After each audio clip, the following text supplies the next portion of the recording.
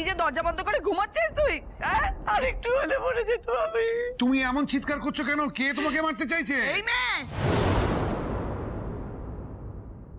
এই জানো কি করেছে? কি করেছে?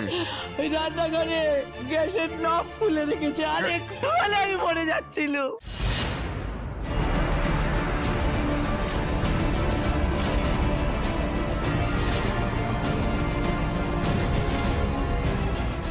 আর একটু হলে আমি হাত তুলে মরে যাচ্ছি। তো ভুল হচ্ছে। কোনো ভুল হচ্ছে না, কোনো ভুল হচ্ছে না। আমি সব জানি, আমাকে মারার জন্য এই কাজ করেছে। আর একটু হলে তো মরে যাচ্ছিলাম। তুলিকে জিজ্ঞেস কর, তুলিকে জিজ্ঞেস কর, আর একটু হলেই মরে যাচ্ছিল। হ্যাঁ বৌদি, রান্নাঘরে তো গ্যাসের নবটা অন করেছিল।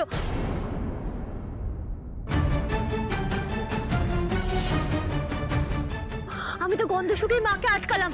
আজ কি বড় বিপদ হয়ে যাচ্ছিল। এই দাঁড়া দাঁড়া, চুপ কর।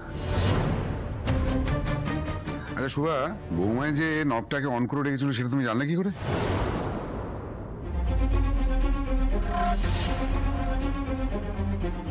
কারণ আমার আগে ও রান্নাঘরে ছিল তো। এই মেয়ে আমার আগে গিয়েছিল রান্নাঘরে, গ্যাস মুছছিল।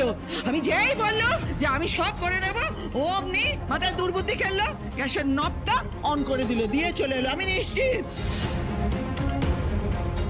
ওগো,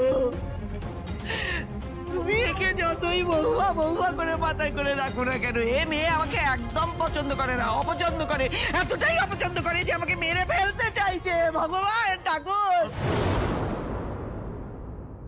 এ কোন মেয়েকে আমি বউ করে বাড়িতে তুলে এনেছি গো?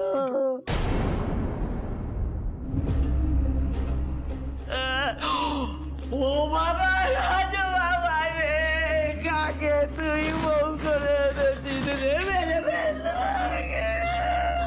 মা, মা, মা আপনি বিশ্বাস করুন, আমি না গ্যাসের নবটা খুলে রেখে আসিনি, আমি বন্ধ করেই এসেছিলাম।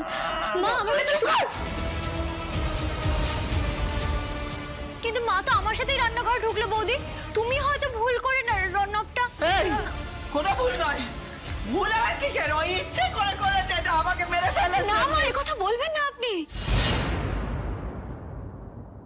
মা, আমি তো আপনার সামনেই আপনাকে চা বানিয়ে দিতে যাচ্ছিলাম। আপনি বারণ করলেন বলে তো আমি বেরিয়ে এলাম, তাই না মা?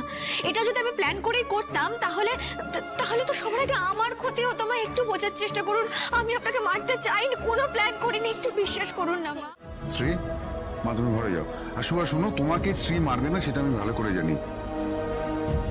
দয়া করে এই রাত বেরোতে লোক হাসিও না চিৎকার করে। হ্যাঁ মা, আমি সত্যি কোনোদিনও আপনাকে অপছন্দ করিনি।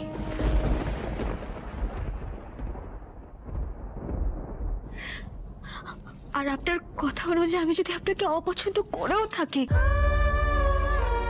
খুন করার মতো মেয়ে আমি নই মা। আমি জানি আমাকে নিয়ে আপনার সত্যি অনেক সমস্যা। প্রথম দিন থেকে অনেক সমস্যা ছিল, আর দিনের পর দিন সেটা বেড়েই চলেছে মা।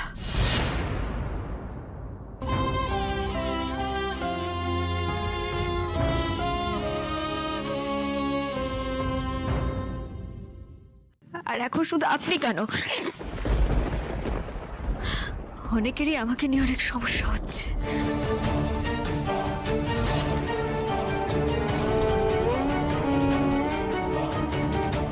কার কথা বলছো তুমি শ্রী? আমার কথা বলছো? আমার?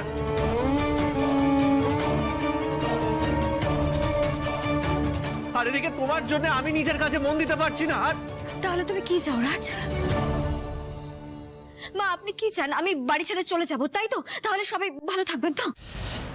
শান্ত হও, শান্ত হও বলছি। একদম এই সমস্ত কথা মাথায় আনবে না। যাও যাও, তুমি ঘরে যাও। রাজ, রাজ একদম পাগলামি না। হ্যাঁ, ঘরে যেতে বলছি আমি কিন্তু তোদের। যা ঘরে যা। রাজ বাবা একদম পাগলামো করছে না। আরে আমি বুঝতে পেরেছি এবার ও কেন এইরকম কাণ্ড করলো। আরো করবে বাবা, আরো করবে।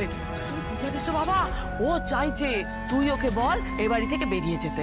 হ্যাঁ, আসলে ও তো এই বাড়িতে থাকতেই চাইছে না, তাই একটা অজুহাত চাইছে, যে কোনো একটা অজুহাত নিয়ে এই বাড়ি থেকে বেরিয়ে যেতে চাইছে। সিরাজ বাবা, কিছু একটা ব্যাপার তো আছেই বাবা, আছে।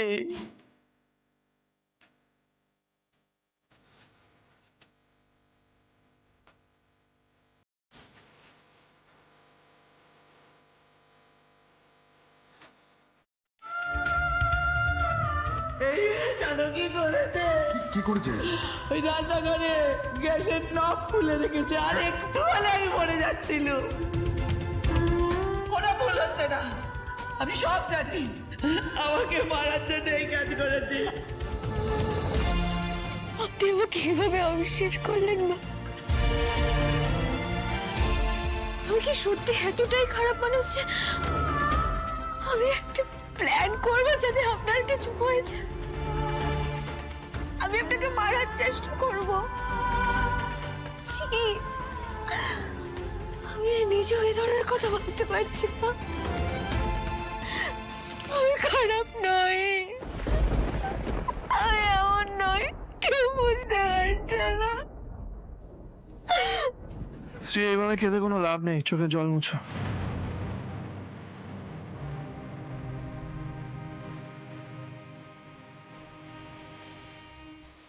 আজ এই তুমি ঘরে এসে আমাকে এই কথা বললে? আর কি আর কি বলবে মানে? রাজ, তুমি নিচে কেন কিছু বললে না? কেন তুমি মায়ের সব কথা শুনলে? বলো না, নাকি নাকি তুমিও বিশ্বাস করো রাজ মায়ের মতো যে তোমার বউ সত্যি এই ধরনের কাজ করেছে? এতটা অবিশ্বাস করো আমাকে? সেরকম কিছু না শ্রী। মানে ওখানে আমি কি বলতাম, মানে আমার কিছু বলে লাভ হতো না, তাই আমি কিছু বলি। মানে রাজ, রাজ তোমার স্ত্রীর উপরে এতবার একটা অভিযোগ উঠলো, তুমি তুমি আজকাল সত্যি আমাকে এতটা অবিশ্বাস করছো?